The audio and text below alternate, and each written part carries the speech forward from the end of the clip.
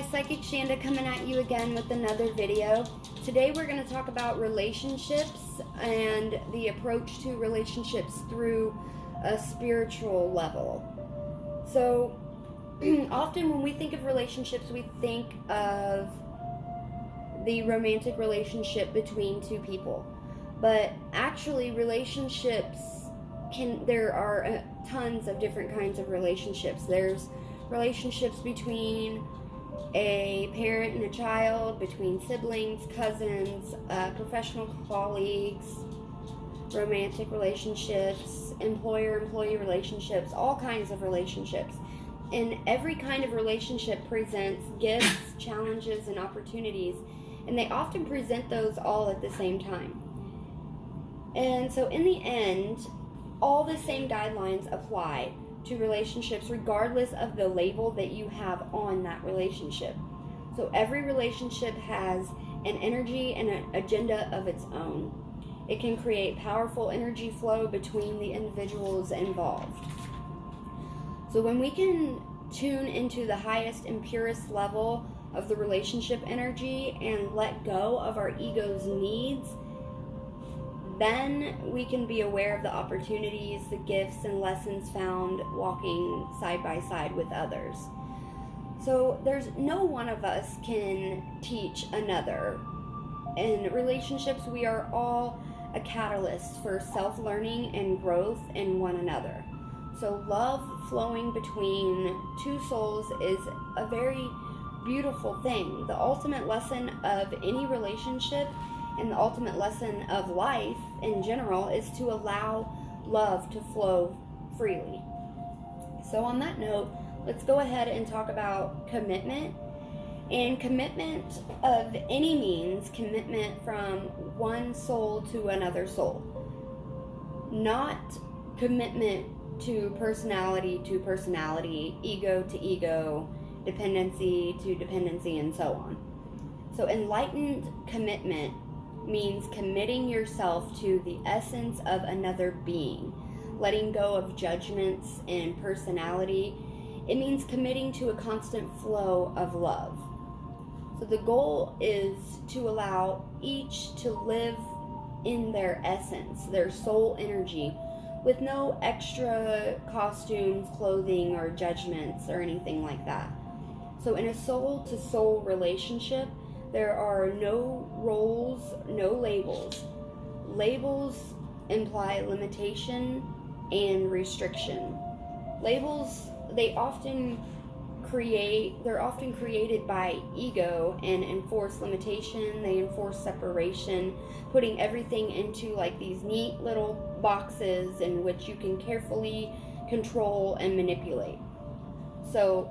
But your soul knows no limitations. Soul only knows oneness with all and love with all. When we can meet soul to soul in every relationship, we have moved beyond our ego restrictions. Then together we have entered into an enlightened relationship. And as we move into a soul-ordained journey of freedom, there will be some individuals who do not understand this change and they might drop out of our lives. This does not necessarily mean that something or someone is wrong.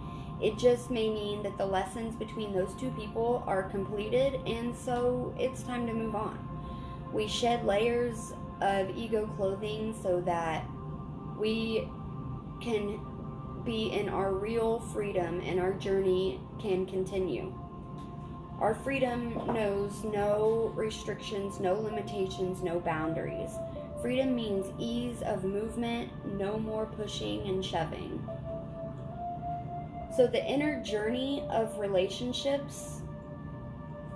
So in our present day culture, we talk about neediness and codependency as if they were horrible, as if they were dirty words. But as humans, we do need one another. Sometimes we forget that we are human, and humans are social creatures, and part of human condition is connecting with other humans. We need socialization.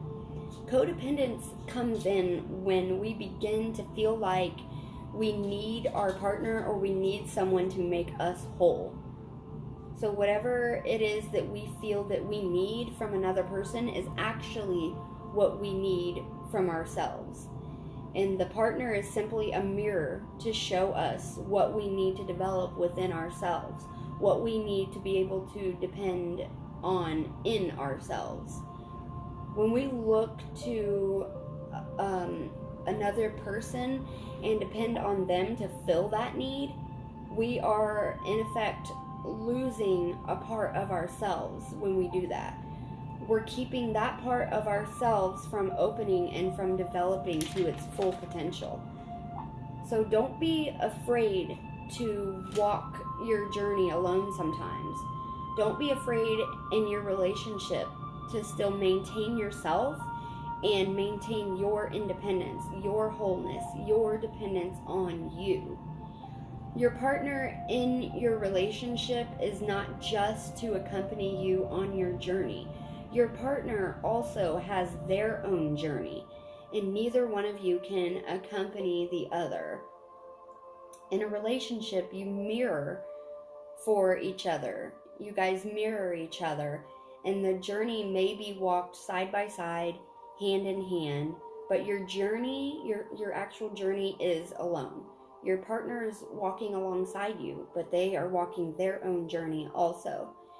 So you do not think that your agendas are the same, because they're not. No matter how similar your journeys may seem, they're not the same. And if you try to say that they're the same, you're just setting yourself up for disappointment when you regard your partner's journeys as the same as yours. So do not try to take someone else's agenda, someone else's journey as yours, and don't accept anybody to take on your journey and your agenda as theirs. Everybody has their own life, their own journey, and you can walk hand in hand, side by side, but you still have to walk your journey alone. So don't be afraid to keep some independence and keep your own self.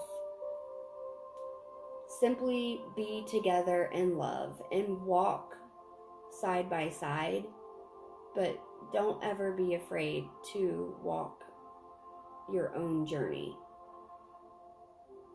So I think we're going to go ahead and stop there. That's a pretty good point.